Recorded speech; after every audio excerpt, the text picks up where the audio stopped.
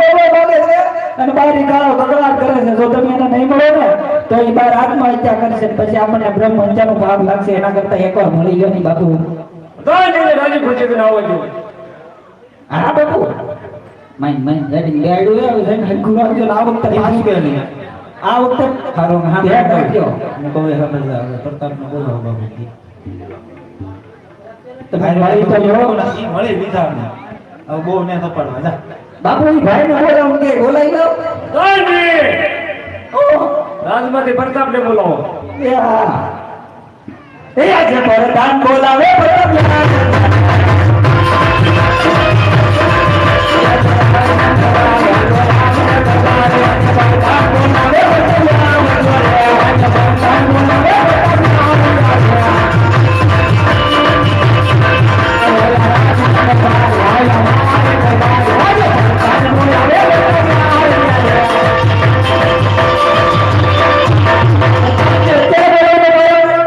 આયો દયા બન જાઓ. અરે પ્રધાનજી અત્યારે બોલાવે ડુંગળી સો પ્રધાનજી લેવાનું છે. પ્રધાનજી અત્યારે બોલાવે બાપ દીકરો બે આમ જ લાગે. મારે નહીં તમારા પિતાજીને કામ પીડ્યા છે. પિતાજીને પ્રણામ. યાદ થાઓ.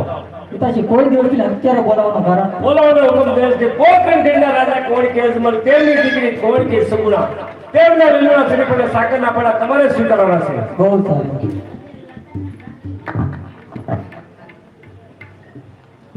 એ યાદ લીલુડા શ્રીફળો પર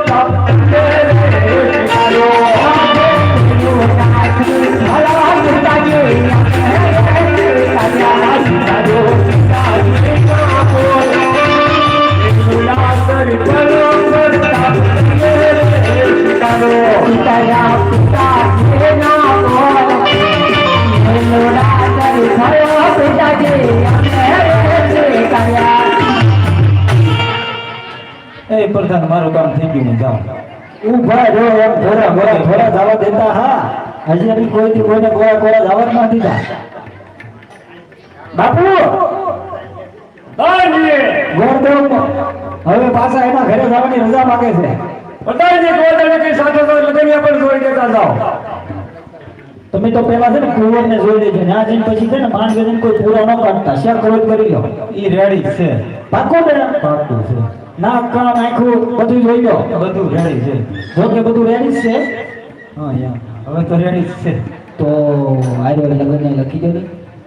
કેમ તમે રજવાડા ગોર ને છે તો ખરા પણ એ બધા સમૂહ લગ્નમાં જેલા છે. તો એમ પહેલો લખાવી એ કારે જેલા છે બધા લોકો. તમે લખી દે ને દાદા. જલ્દી આપણે અહીં માંડો હમણાં બાકી છે. યાને પેલા રે પાના રે કોને દેવ રે રોને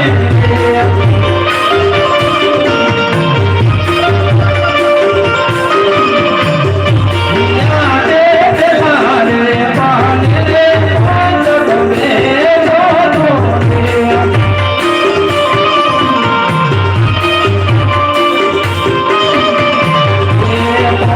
મલરનિયા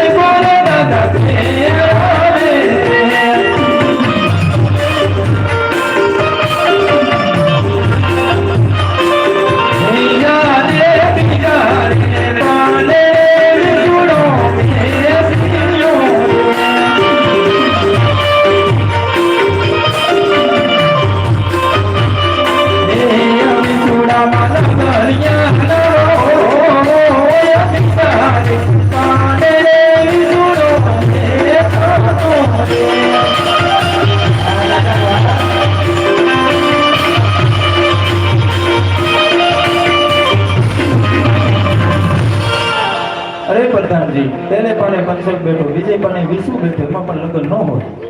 તમે તો એમ કહો ત્રીજા યારું બેઠો ફેરવો તમે દક્ષિણામાં ઢીલો નહીં મૂકવી. તમે ફેરવી રાખો ગમે એમ કરીને મુરત કાઢો. હવે આવ્યા છો તો તમે વસૂલ કરો. યાદે ત્રીજા રે પાના રે